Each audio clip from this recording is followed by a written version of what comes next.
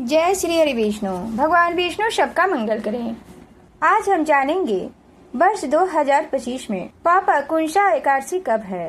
पापांकुशा एकादशी का शुभ मुहूर्त, व्रत कथा, महत्व, पारण का समय। पापांकुशा एकादशी भगवान विष्णु को समर्पित है।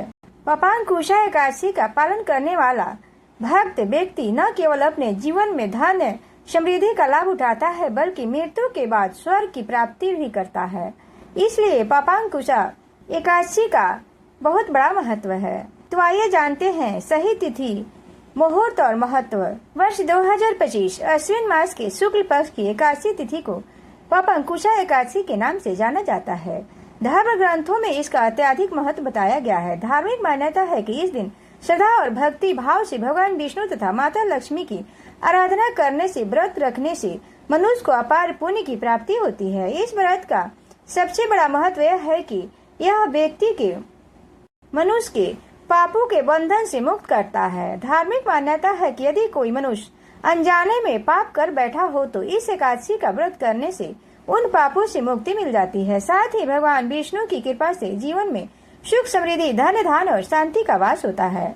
पापांकुशा एकादशी पर किए गए दान पुण्य का विशेष महत्व होता है। इस दिन व्रत करने के साथ साथ गरीबों को अन्न, वस्त्र और जरूरतों की वस्तुएं दान करने से पुण्य कई गुना बढ़ जाता है। अश्विन मास के शुक्ल पक्ष की एकादशी की तिथि का आरंभ 2 अक्टूबर 2025 को शाम 7:11 से लेकर अश्विन मास के शुक्ल पक्ष की एकादशी तिथि का समापन 3 अक्टूबर 2025 शाम 6:33 पर होगी। ऐसे में पापांकुशा एकादशी व्रत 3 अक्टूबर को किया जाएगा।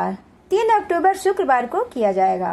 पापांकुशा एकादशी व्रत का पारण 4 अक्टूबर 2025 को सुबह 6:23 से 8:44 तक है। एकादशी का पारण तुलसी और गंगाजल से किया जाएगा। अब जानते हैं इस दिन कौन से शुभ योग बन रहा है। हरिवासर आरंभ 4 अक्टूबर को सुबह 12:12 तक। पापांकुशा एकादशी व्रत का धार्मिक महत्व। पद्म पुराण और भागवत पुराण के अनुसार पापांकुशा एकादशी का पालन करने वाला व्यक्ति न केवल अपने जीवन में धन समृद्धि का लाभ उठाता है बल्कि मृत्यु के बाद स्वर्ग लोक की प्राप्ति भी करता है। यही कारण है कि पापांकुशा एकादशी को मोक्ष प्रदायक एकादशी भी कहा जाता है। इस दिन व्रती को प्रातः काल स्नान कर भगवान विष्णु की पूजा करनी चाहिए और पूरे दिन व्रत का पालन करना चाहिए। पूजा में तुलसी, पीले फूल, धूप, दीप और पंचामृत का विशेष महत्व है। रात्रि में जागरण और भजन कीर्तन करने का भी अपना एक अलग महत्व है। ऐसा करने से व्रत का फल कई गुना बढ़ जाता है। सनातन धर्म में साल भर में आने वाली 24 एकादशियों का विशेष महत्व बताया गया है। एकादशी व्रत की पूजा विधि। प्रातः काल स्नान कर स्वच्छ और साफ कपड़े पहने। इसके बाद भगवान विष्णु और माता लक्ष्मी की मूर्ति या चित्र के समक्ष दीपक जलाएं और व्रत का संकल्प लें। साथ ही भगवान विष्णु और माता लक्ष्मी को पंचामृत या जल से स्नान कराएं। साथ ही भगवान को पीले पुष्प, तुलसी दल, फल और पीले वस्त्र अर्पित करें। भगवान विष्णु के समक्ष व्रत का संकल्प लें। इसके बाद विष्णु सहस्त्र नाम, विष्णु चालीसा या गीता का पाठ करना अत्यधिक लाभप्रद होता है। और साथ ही एकादशी व्रत का कथा श्रवण करें। यह कहें, दिन भर सात्विकता का पालन करें और ब्रह्मचर्य का पालन करते हुए उपवास करें। शाम के समय पुनः आरती और भजन कीर्तन करें। भगवान विष्णु और माँ लक्ष्मी की विधिवत पूजा, व्रत कथा और का श्रवण और पाठ, जरूरतमंदों को वस्त्र और अन्नदान, पीले रंग के वस्त्र धारण करना क्योंकि यह रंग भगवान विष्णु को प्रिय है। पापांकुशा एकादशी व्रत कथा। अगर यह वीडियो अच्छी लगे तो चैनल को सब्सक्राइब और वीडियो को लाइक शेयर अवश्य करें। युधिष्ठिर ने भगवान से पूछा, हे मधुसूदन, अब कृपा करके ये बताइए अश्विन मास के शुक्ल पक्ष में किस नाम की एकादशी होती है। अश्विन कृष्ण एकादशी अर्थात इंदिरा एकादशी का सविस्तार वर्णन सुना। अब आप कृपा करके मुझे अश्विन शुक्ल पक्ष की एकादशी के विषय में भी बतलाइए। इस एकादशी का क्या नाम है तथा इसके व्रत का क्या विधान है। इसका व्रत करने से किस फल की प्राप्ति होती है। कृपया सब विधान पूर्वक कहिए। भगवान श्री कृष्ण ने कहा, हे कुंती नंदन, अश्विन माह के शुक्ल पक्ष की एकादशी का नाम पापांकुशा एकादशी है। इस व्रत करने से सभी पाप नष्ट हो जाते हैं तथा व्रत करने वाला अक्षय पुण्य का भागी होता है। अश्विन शुक्ल एकादशी के दिन इच्छित फल की प्राप्ति के लिए भगवान विष्णु का पूजन करना चाहिए। इस पूजन के द्वारा मनुष्य को स्वर्ग लोक की प्राप्ति होती है। हे अर्जुन, जो मनुष्य कठिन समस्याओं के द्वारा फल की प्राप्ति करते हैं, वह फल इस एकादशी के दिन क्षीर सागर में शेषनाग पर शयन करने वाले भगवान विष्णु को नमस्कार कर देने से मिल जाता है और मनुष्य को यम के दुख नहीं भोगने पड़ते हैं। मनुष्य को सब पापों से बचने का दृढ़ संकल्प करना चाहिए। भगवान विष्णु का ध्यान स्मरण किसी भी रूप में सुखदायक और पापनाशक है, परंतु पापांकुशा एकादशी के दिन प्रभु का स्मरण कीर्तन सभी कलेशों और पापों का शमन कर देता है।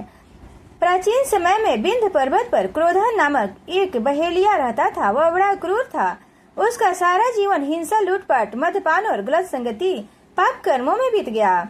जब उसका अंतिम समय आया तब यमराज के दूत बहेलिये को लेने आए और यमदूत ने बहेलिये से कहा कि कल तुम्हारे जीवन का अंतिम दिन है, हम तुम्हें कल लेने आएंगे। यह बात सुनकर बहेलिये बहुत भयभीत हो गया और महर्षि अंगिरा के आश्रम में पहुंचा और महर्षि अंगिरा के चरणों में गिरकर प्रार्थना करने लगा, हे ऋषि, मैंने जीवन भर पाप कर्म किए हैं, कृपा कर मुझे कोई ऐसा उपाय बताएं जिससे मेरे सारे पाप मिट जाए और मोक्ष की प्राप्ति हो।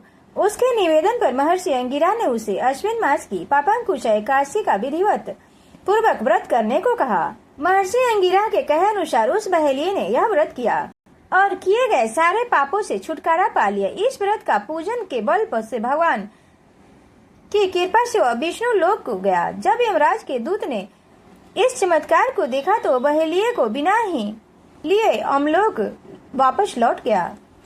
जो मनुष्य वैष्णव होकर शिव की और सैव होकर विष्णु की निंदा करते हैं, वे वैसे नरकवासी होते हैं। सहस्त्रों वाजपेयी और अश्वमेध यज्ञ का से जो फल प्राप्त होता है, वह एकादशी के व्रत के 16वें भाग के बराबर भी नहीं होता है।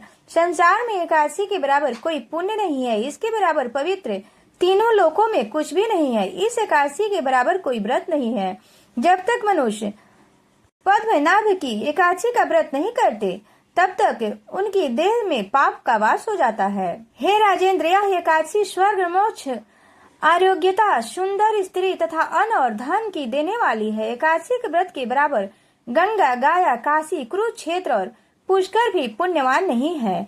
हरिवासर तथा एकादशी का व्रत करने और जागरण करने से सहज ही में मनुष्य विष्णु पद को प्राप्त होता है।